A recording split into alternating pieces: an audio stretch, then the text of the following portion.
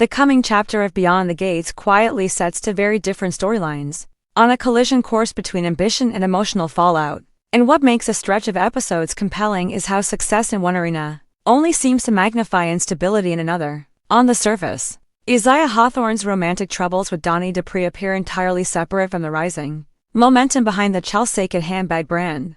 But the show has always excelled at revealing how personal fractures and professional victories feed off one another, creating pressure points that eventually crack. In this case, the contrast could not be sharper. While one relationship struggles under the weight of unresolved emotions and bruised pride, a business partnership stands on the brink of a breakthrough that could permanently alter the balance of power within Fairmont Crest. Isaiah's difficulties with Dani are not born from a single argument or misunderstanding, but from a slow accumulation of tension that neither of them has truly addressed. Dani is a woman who moves through the world with a clear sense of control, accustomed to directing outcomes rather than reacting to them, while Isaiah has increasingly found himself in a position where he feels evaluated rather than embraced. Their dynamic has shifted subtly but unmistakably, with moments that should feel intimate instead carrying an undercurrent of defensiveness. Dani's expectations, whether spoken aloud or merely implied, have begun to weigh heavily on Isaiah, who is still grappling with his own sense of identity and worth in a community where success is both assumed and constantly measured. What makes their situation more volatile is that neither wants to be the first to admit uncertainty, creating a stalemate where affection exists, but trust erodes quietly in the background. This emotional strain becomes even more pronounced when placed against the backdrop of Chelsea Hamilton and Catherine Richardson's rising fortunes. The Chelsea brand, once dismissed by skeptics as an aspirational vanity project, has steadily transformed into something far more formidable. Driven by Chelsea's instinct for branding and Kat's meticulous attention to craftsmanship and market positioning, their journey has not been easy, marked by financial risk, personal sacrifice, and moments of doubt that tested their partnership. But those challenges have forged a resilience that now places them at the threshold of legitimacy within the upper echelons of the fashion world. When Bill Hamilton promised to arrange a meeting with Fenmores, it was not merely a favor extended out of family loyalty or nostalgia. It was a calculated acknowledgement that Chelsea had reached a point where such an introduction was no longer premature. The significance of Fenmores cannot be overstated, particularly within a shared universe that links Beyond the Gates to the young and the restless. A partnership with a luxury retail institution of that caliber represents validation on a scale that few emerging brands ever achieve, effectively signaling to both consumers and competitors that Chelsea belongs in the same conversation as established fashion houses. For Chelsea and Kat, the day of the meeting carries the weight of years of effort compressed into a single opportunity, and the pressure is immense precisely because so much is at stake. Success would mean expansion, visibility, and a permanent shift in how they are perceived within Fairmont Crest, while failure would risk reinforcing the doubts of those who have quietly waited for them to stumble. The anticipation surrounding the Fenmores meeting is heightened further by the question of Lauren Fenmore's involvement as the owner and a defining presence behind the brand's legacy. Her appearance would elevate the encounter from a routine business pitch to a symbolic passing of judgment, yet uncertainty lingers with no confirmation of whether she will be present, creating an atmosphere where expectation itself becomes a narrative device. Chelsea and Kat must prepare not only to impress potential buyers, but to confront the possibility that their work will be scrutinized by a figure whose reputation for discerning quality is legendary. This ambiguity forces them to confront their own confidence, testing whether they truly believe in their brand independent of external validation. Meanwhile, the emotional turbulence within Fairmont Crest deepens through a separate, but equally charged, conflict involving Ashley Morgan, Derek Baldwin, and Grayson Perez. Ashley's position as an unwilling mediator underscores one of the show's most persistent themes: the difficulty of maintaining emotional boundaries when past and present relationships collide.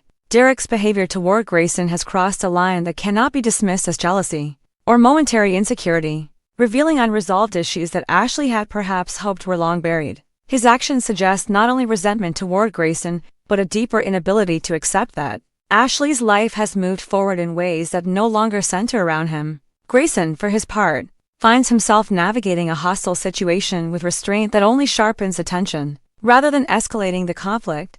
His measured responses highlight Derek's lack of self-control, shifting the moral balance of the confrontation even as it leaves Ashley caught between two men whose emotions threaten to spiral beyond her influence. The strain on Ashley is palpable, as she is forced to reconcile lingering empathy for her ex with loyalty to her current partner. all while attempting to prevent a confrontation that could permanently damage all three relationships. Her role as mediator is not one she chose, but one imposed by circumstance, and it raises uncomfortable questions about how much responsibility she bears for conflicts rooted in others' unresolved pain. What unites these disparate storylines is the show's exploration of how progress in one area often exposes vulnerability in another. As Chelsea and Kat stand poised to potentially secure a landmark deal, their success highlights the contrast with Isaiah's emotional uncertainty and Ashley's relational turmoil.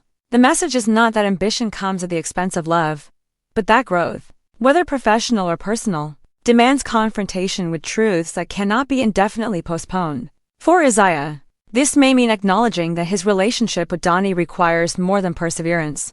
It requires honest reckoning with their diverging needs and expectations. For Ashley, it may mean accepting that mediation cannot substitute for clear boundaries, and that protecting her present may require letting go of the past more decisively than she ever intended. As these threads continue to unfold, Beyond the Gates positions itself once again as a study in contrasts, where triumph and tension coexist in uneasy proximity. The potential Chelsea and Morris collaboration represents a moment of collective aspiration, a reminder of what is possible when vision meets opportunity. While the relational conflicts simmering beneath the surface remind viewers that success does not insulate anyone from emotional consequence. Instead, it often amplifies it, exposing cracks that might otherwise remain hidden. In this delicate balance between ambition and intimacy, the show finds its most resonant drama, inviting the audience to consider not only who will succeed, but what that success will ultimately cost. Dani Dupree's name surfaces again in the latest spoilers for Beyond the Gates, and this time the implications reach far beyond casual romantic tension,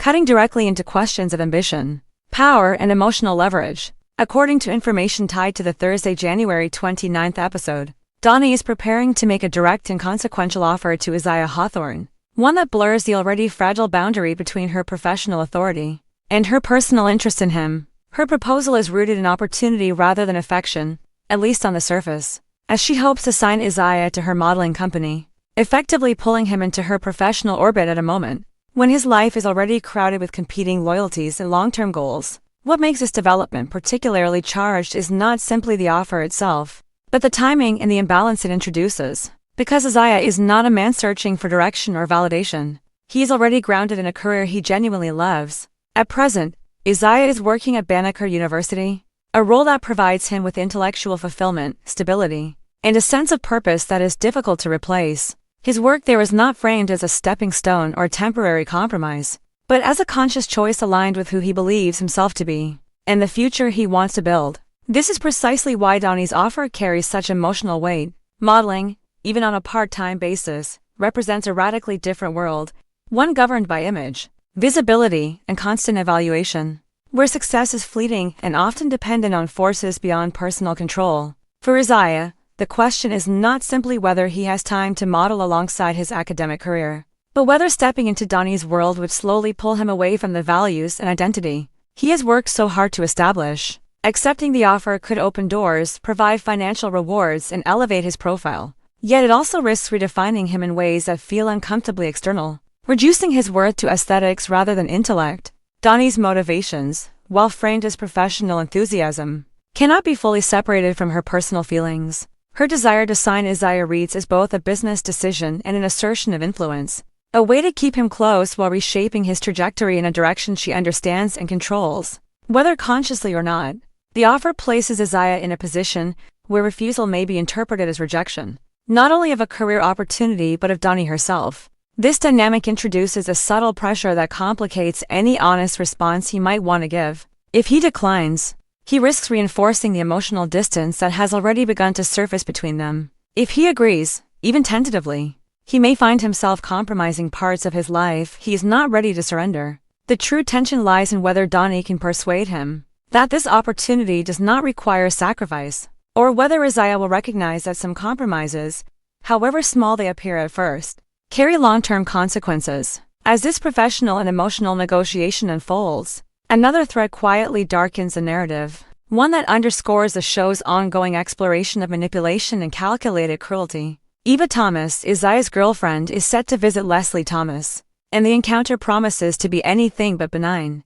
Eva arrives with an intuitive sense that something is off, reading Leslie's mood and demeanor with an awareness shaped by past experience and emotional intelligence. There is an undercurrent of dread in her perception, a feeling that whatever calm exists on the surface is merely the stillness before something destructive is set in motion. This instinct proves accurate, as Leslie has already taken a deliberate step to engineer chaos, choosing to plant a piece of evidence designed to ignite suspicion, shame, and emotional fallout. Leslie's decision to leave a provocative pair of lingerie between two sofa chairs in Ted Richardson's hotel room is not impulsive or careless, it is precise, intentional, and deeply manipulative. The object itself is not important because of its explicit nature, but because of what it implies and who is meant to find it. By ensuring that Shanice Johnson is the one who discovers it, Leslie weaponizes perception, relying on the certainty that Shanice will draw conclusions long before any explanation can intervene. This act transforms an intimate space into a crime scene of implication, where trust is undermined without a single word being spoken. Leslie understands the power of suggestion, knowing that doubt, once planted, rarely requires proof to grow. The brilliance and cruelty of this maneuver lie in its simplicity. There is no direct confrontation, no accusation that can be traced back to Leslie, only an object placed with care and timing. The fallout, however, promises to be explosive, as Shanice's reaction will inevitably ripple outward, affecting Ted, Eva, and potentially Isaiah himself. Ava's unease during her visit to Leslie is therefore not misplaced. It is a recognition that she is standing at the edge of a narrative she did not create, but may be forced to navigate. Leslie's mood, her barely concealed satisfaction, serves as a warning that events have already been set in motion, and that the consequences will be borne by others. Taken together, these developments illustrate how Beyond the Gates continues to intertwine personal vulnerability with calculated power plays. Dani's offer to Isaiah presents itself as opportunity but carries the risk of emotional entanglement and identity erosion, while Leslie's scheme demonstrates how easily trust can be dismantled through manipulation, rather than confrontation. In both cases, the characters involved are forced to confront questions that have no easy answers. Isaiah must decide whether ambition can coexist with integrity, whether he can entertain Dani's proposal without losing himself in her world, and whether love should ever demand a career compromise. Eva, meanwhile, must grapple with the realization that she is surrounded by forces willing to inflict collateral damage for personal gain, and that intuition alone may not be enough to protect her from what is coming. As Thursday's episode approaches, the tension lies not in whether these storylines will collide, but in how deeply the impact will cut. The offer, the visit, and the planted evidence are not isolated events, they are catalysts, each one designed to test loyalties, expose fault lines, and force characters into choices that will define them long after the immediate drama fades. Beyond the Gates thrives in this space, where success and sabotage unfold simultaneously, and where every opportunity carries the shadow of unintended consequence, reminding viewers that in this world, no gesture is ever truly innocent.